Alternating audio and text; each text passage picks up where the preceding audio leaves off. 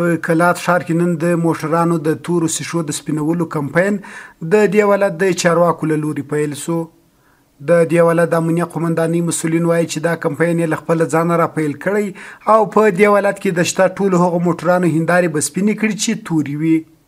مسؤلین زیاتوي دا کمپاین د نورو امنیتي ارګانونو سره په همغږۍ او مرسته پیل کړی چې په وینا یې په دې اړه یې لا له وړاندې ښاریانو ته خبر ورکړی او هیڅ چاته به اجازه ورنه کړي چې په تورو سیشو والا موټر کې وګرځي.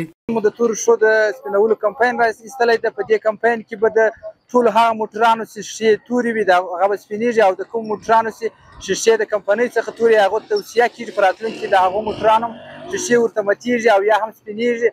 په دې سره به جنایي پیښې ډېرې کمې شي. په زابل ولایت کې الحمدلله جنایي پیښې په زیاته کچه باندې کنټرول دي، خو د تورو شیشو په سپینولو سره به لا هم جنایي پیښې کنټرول شي. موږ د ولسونو څخه دا غوښتنه ده چې د خپلو امنیتي ځواکونو سره د یاد کمپاین پر مهال باندې پوره همکاري وکړي. که چیرې د کوم موټرانو شیشې تورې وي په خپله دې ورته سپینې، که نه وي امنیتي ځواکونه بې ورته سپینې. پر همدې مهال د زابل اوسېدونکي هم د امیرالمؤمنین حفظه الله د دې فرمان هرکلی کوي او وایي چې له دې سره به په دې ولایت کې د جنایي پیښو مخنیوی وشي. دوی د امنیتي چارواکو غوښتنه وکړه چې په جدي ډول دا کمپاین تطبیق کړي.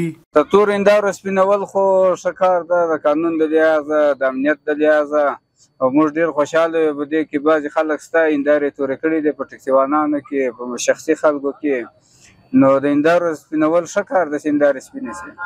په دې باندې موږ ډېر خوشحاله یو چې د ټولو موټرانو د عوامو که د شخصي خلکو که د غیر شخصي خلکو باید د موټرانو دا تورې هندارې سپینې شي تر څو جرمونه هم راکم شي په هېواد کې. او که هر څوک په دې باندې خوا بدوي یا مجرم نه وي نو بیا ولې د موټر هندارې باید تورې وي، باید سپینې وي.